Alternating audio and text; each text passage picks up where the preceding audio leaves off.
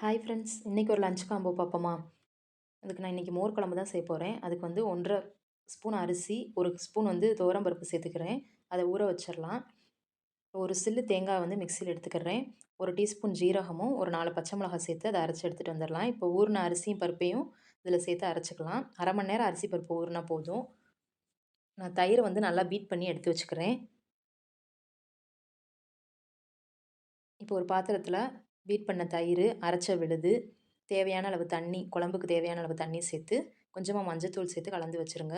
இதை தாளிக்கிறதுக்கு ஒரு பாத்திரத்தில் எண்ணெய் சேர்த்து, கடுகு, கருவேப்பிலை, காஞ்ச மிளகா, பெரிய வெங்காயம் 1 நான் பொடியாக கட் பண்ணி சேர்த்துக்கிறேன். பெருங்காயத்தூள் சேர்த்து தாளித்து விட்டுட்டு, இந்த கலந்த கலவையை வந்து சேர்த்துருங்க. கொஞ்சம் தண்ணி ஊற்றிக்கோங்க. இந்த குழம்பு வந்து திக்காயிரும். கொஞ்சம் தண்ணியாகவே வச்சுக்கோங்க. இப்போ நான் வந்து வீட்டில் வடை சுட்டிருந்தேன். அதை வந்து நான் போட்டுக்கிறேன். வடை இல்லாமயும் சாப்பிட்லாம். சிப்ஸு, உருளைக்கிழங்கு வறுவல் ஏதாவது வச்சு சாப்பிட்டாலும் நல்லா தான் இருக்கும். கடைசியாக மல்லி இலையை தூவி இறக்கிக்கிறேன். ஒரு மிக்ஸ் கொடுத்துருங்க. இல்லைனா அடியில் வந்து குழம்பு வந்து உட்காந்துரும். இப்படி லைட்டாக பொங்கி வந்தோடனையும் ஸ்டவ்வை ஆஃப் பண்ணிடுங்க. பொரிச்சு வச்ச வடையும் சேர்த்துடலாம். அவ்வளோதான் ஃப்ரெண்ட்ஸ்.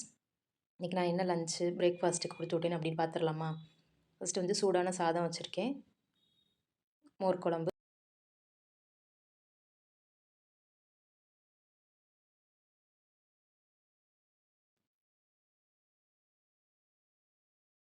இட்லிக்கு வந்து சட்னி, இட்லி, கொஞ்சம் லெஃப்ட் ஓவர் மீன் குழம்பு இருந்துச்சு. அது இட்லிக்கு தொட்டுக்கலாம்.